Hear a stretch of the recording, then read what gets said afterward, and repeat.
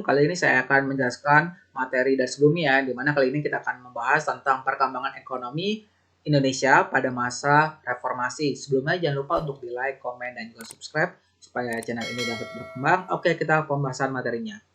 Di mana masa reformasi Indonesia tengah menghadapi krisis ekonomi dan upaya-upaya untuk pemulihan ekonomi terus dilakukan pada beberapa periode kepemimpinan masa reformasi. Di mana kita bahas tentang pemerintahan Presiden B.J. Habibie dulu, yang dimana pada pemerintahan B.J. Habibie ditetapkan kebijakan pokok di bidang ekonomi, yaitu penanggulangan krisis ekonomi dengan sasaran terkendalinya nilai rupiah dan tersedianya kebutuhan bahan pokok dan obat-obatan dengan harga terjangkau, serta berputarnya roda perekonomian nasional dan pelaksanaan reformasi ekonomi. Untuk melaksanakan kebijakan tersebut dilakukan beberapa langkah, antara lain menjalin kerjasama dengan International Monetary Fund atau IMF, ya, di mana dana moneter internasional untuk membantu dalam proses pemulihan ekonomi. Menerapkan independensi Bank Indonesia agar lebih fokus mengurusi perekonomian. Melikuidasi beberapa bank yang bermasalah, menaikkan nilai tukar rupiah terhadap dolar Amerika hingga di bawah Rp10.000, membentuk lembaga pemantau dan penyelesaian masalah utang luar negeri.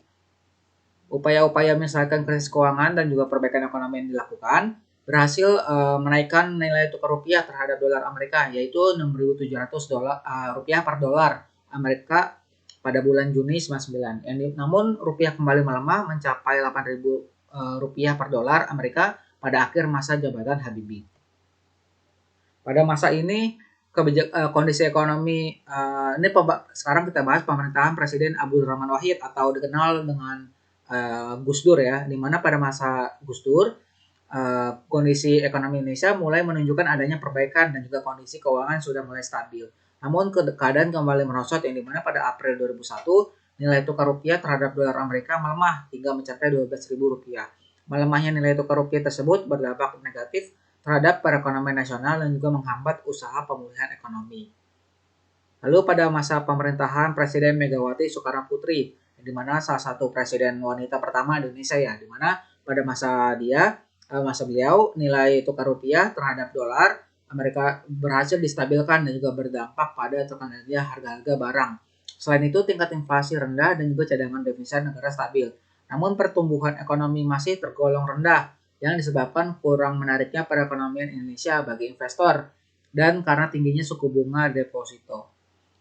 Adapun kebijakan yang ditempuh untuk mengatasi permasalahan ekonomi ada antara lain meminta penundaan pembayaran utang sebesar 5,8 miliar US dollar, mengalokasikan pembayaran utang luar negeri sebesar 116,3 triliun rupiah, kebijakan privatisasi BUMN, ya, Badan Usaha Milik Negara.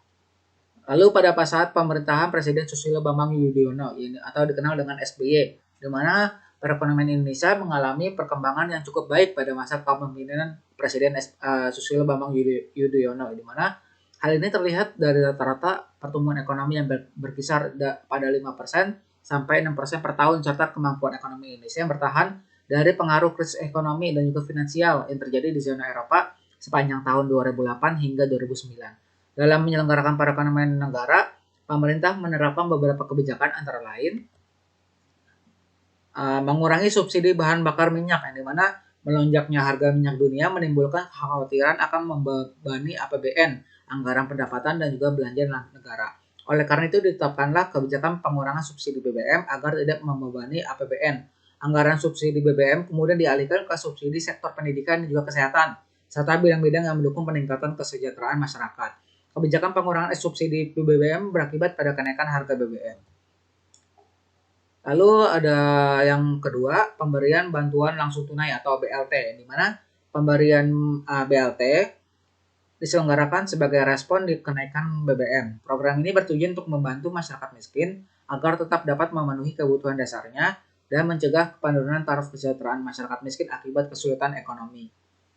Pengurangan utang luar negeri, di mana dalam rangka mengurangi utang luar negeri, pada tahun 2006, pemerintah Indonesia melunasi sisa utang ke IMF sebesar 3,1 miliar dolar Amerika Serikat, di mana dengan pelunasan utang ini, Indonesia sudah tidak lagi berkewajiban mengikuti syarat-syarat IMF yang dapat mempengaruhi kebijakan ekonomi nasional. Lalu ada kehidupan masyarakat Indonesia pada masa reformasi. dari kehidupan sosial masyarakat Indonesia pada masa awal reformasi sempat diwarnai dengan terjadinya berbagai konflik sosial yang bersifat etnis di tengah-tengah masyarakat. Hal ini disebabkan oleh kondisi sosial masyarakat yang kacau akibat lemahnya hukum dan juga kondisi ekonomi negara yang tidak kunjung membaik, mengakibatkan sering terjadinya gesekan-gesekan dalam masyarakat. Namun seiring dengan keberhasilan pemerintah era reformasi dalam mengatasi masalah-masalah yang tengah dihadapi, kehidupan sosial masyarakat berangsur-angsur kembali kondusif. Pada masa reformasi, masyarakat lebih bebas menyuarakan berbagai aspirasinya. Hal ini didukung dengan adanya reformasi di bidang komunikasi. Media massa seperti surat kabar, majalah, dan juga lainnya dapat menyalurkan aspirasi dan juga gagasan secara bebas. Dicabutnya ketetapan untuk meminta surat izin terbit atau SIT bagi media massa cetak, sehingga media massa cetak tidak lagi khawatir dibredel melalui mekanisme pencabutan SIT.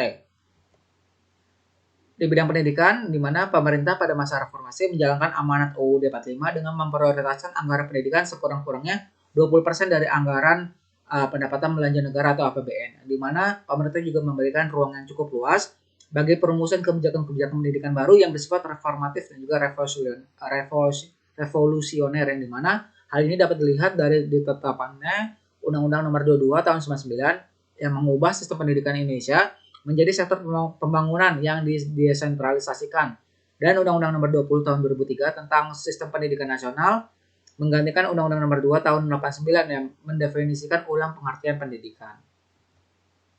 Sesuai dengan agenda reformasi bidang pendidikan, terutama masalah kurikulum yang harus ditinjau paling sedikit 5 tahunan, pemerintah pada masa reformasi melakukan beberapa perubahan kurikulum, antara lain ada kurikulum berbasis kompetensi atau KBK, kurikulum tingkat satuan pendidikan atau KTSP, lalu ada kurikulum tingkat satuan pendidikan lainnya, yang dimana pada pelaksanaan kurikulum ini siswa dituntut untuk aktif untuk memperoleh informasi. Guru bertugas sebagai fasilitator untuk memperoleh informasi.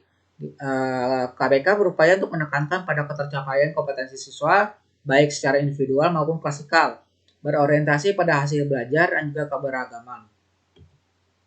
KTSP, di mana secara umum tidak jauh berbeda dengan KBK, namun perbedaan yang menonjolkan terletak pada kewenangan dalam penyusunannya, yaitu mengacu pada desentralisasi sistem pendidikan. Pemerintah pusat menetapkan standar kompetensi dan kompetensi dasar, sedangkan sekolah dalam hal ini guru dituntut untuk mampu mengembangkan dalam bentuk silabus dan penilaiannya sesuai dengan kondisi sekolah dan daerahnya.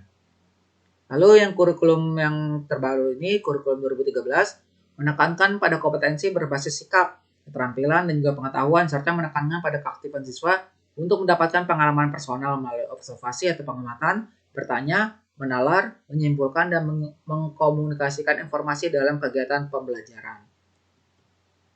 Dari sisi kebudayaan, di mana dilakukan upaya pelestarian budaya dengan mendaftarkan warisan budaya Indonesia ke United Nations Educational, Scientific, and Cultural Organization atau UNESCO, atau disebut juga Organisasi Pendidikan, Keilmuan, dan Kebudayaan Perserikatan Bangsa-Bangsa atau PBB, di mana upaya ini dilakukan untuk menghindari klaim negara lain terhadap warisan budaya Indonesia, di mana beberapa warisan budaya Indonesia yang telah diakui secara internasional melalui UNESCO antara lain ada seperti warisan cagar budaya, ada kompleks Candi Borobudur, kompleks Candi Prambanan, ada situs prasejarah Sangiran. Lalu ada warisan budaya taut benda, misalkan ada wayang, keris, batik, angklung, tari saman, dan juga noken. Selain warisan budaya yang sudah diakui di atas, masih banyak warisan budaya yang sedang dalam proses pendaftaran di UNESCO, seperti Tenun Ikat dari Sumba, Rencong dari Aceh, Tari Tortor dari Sumatera Utara, Gordang Sembirang dari Sumatera Utara, Songket dari Palembang, Onde-onde dari DKI Jakarta, Reok dari Ponorogo, Sasirangan dari Kalimantan Selatan, dan warisan-warisan budaya lainnya. Oke, cukup sekian untuk materi kali ini. Indonesia pada masa reformasi, di mana ada yang keadaan ekonominya, keadaan politiknya, budayanya, pendidikannya. Nah, oke, kurang lebihnya mohon maaf. Wassalamualaikum warahmatullahi wabarakatuh.